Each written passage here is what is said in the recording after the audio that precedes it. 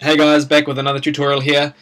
I've had a few guys who have told me that they've had trouble with distorting their synth, their bass lines. Everything just goes wrong when they try and distort it.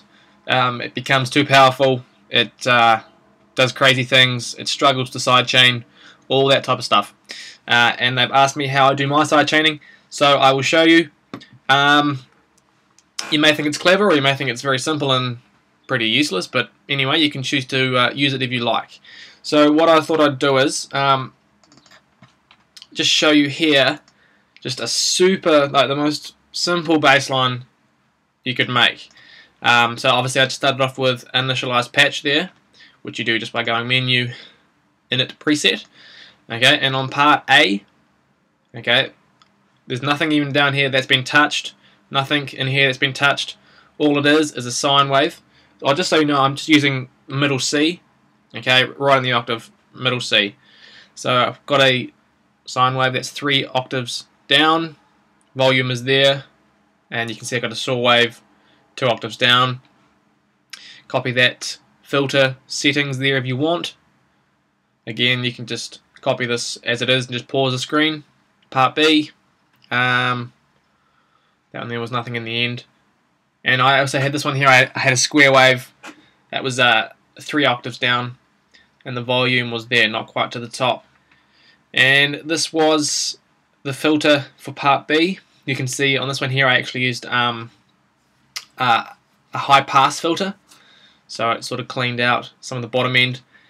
Yeah, so anyway, so that's just the sound that I used for this tutorial. Super basic.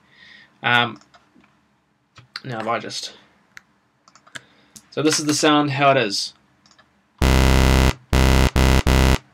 Really, really basic. Anyone can make that. But if I want, when I go and make my synths distorted or more powerful, or something bit of flavor, I don't do much processing on the actual channel. So this channel here, that EQ there is just for a demonstration. I'll show you in a second. But on this channel, on the actual channel itself, I do very little processing.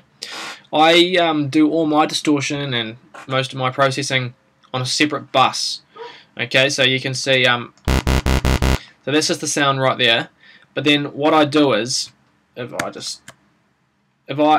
set up a bus, right? So you just click on that and you go to bus, blah blah blah blah, and you send off to bus 1, like so. And on bus 1, which is this one here, this is just my very simple setup to show you how I do it. Okay, so this is something I do, and it's pretty crazy. But let's bypass the sausage fattener. Okay, on this channel here, I boost the hell out of it in the top frequencies. Okay, and it gives it that real crisp. I mean, it's pushing it so hard that I assume it probably is distorting some of the stuff up the top there. So this is what it sounds like now with what it works is, if I have this knob all the way down, none of the audio is being sent to this channel here, okay? But once I start to feed some of this across, like so, you can obviously hear now that it's starting to be affected by this EQ. Now, you could say, why don't you just put the EQ on this channel, but listen to the difference in the sound. Okay, so if I take away this EQ here, well, I mean, if I just take away that, so none of it's being sent, so I'm back at this normal channel, and this is the exact same EQ, and if I play it for you, well, I don't know how loud that is, so I'm just making it through my MacBook speakers, but you can see it's crap, okay? Now the reason it's no good is because this whole channel here is being affected. So if I take away that, this is just the normal synth sound playing now, but now, once I start to feed some of this sound over here, it's much cleaner to do it this way, because this whole sound isn't being affected, right? So it's just being sent here, and that's how I do it. And now this is where you get your, this is just obviously the sausage fattener by Data Life. If I just bypass that,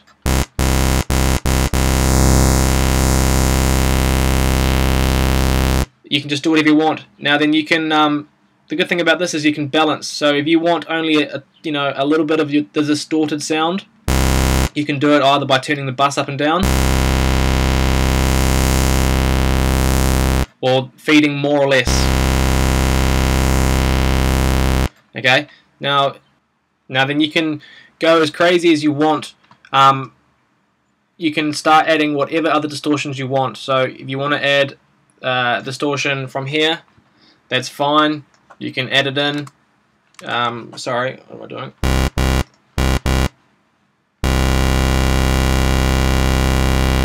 Change it.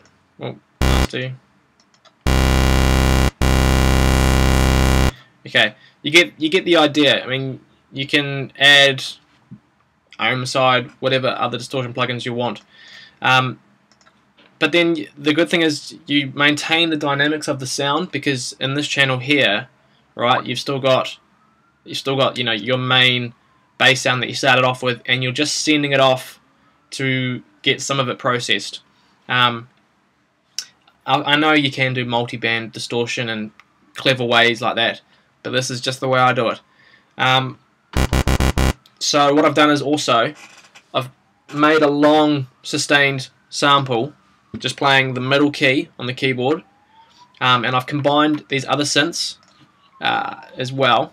So there's this one here, which is a very gay synth by itself, and this one here, which this one here is just in massive. This purpose is it's really wide, so it sits on the outside of this main bass line that I made here. So once you combine them all together, you get a much bigger sound. So that's how I do it. Okay, I have just a normal synth, and then I send it off to a bus, and on that bus I get as crazy as you want, and then it just becomes down to a matter of balancing it. Okay, so you just you can add more of the distorted sound, and you can take away less of the normal default sound that you started off with. So that's how I do my distortion and stuff like that. I never really put it on the actual channel. Put it to a bus, send as much as you want, balance it out, then you're away laughing. Okay, so like I say, I've made a bass sample, and it sounds pretty crazy. I'm probably going to use it in something coming up soon. I've put it onto my Facebook page, on the band page. It's Bass 2, and as long as you like the page, you can download it. When you play it in this band page player, it sounds crap. But I've downloaded it several times just to test it out, and once you've actually downloaded the file, it's a WAV file. So once you've downloaded it, it's a lot better, and it's really crispy and clear in comparison to what it sounds like when you play it in this bass player, in the Facebook player. So go there, download it, and you can use it in a sampler and put it in some of your tracks, and you'll see that the data life sausage fattener does make it fat, because the waveform when you download it, it's a very fat sausage, but it's cool.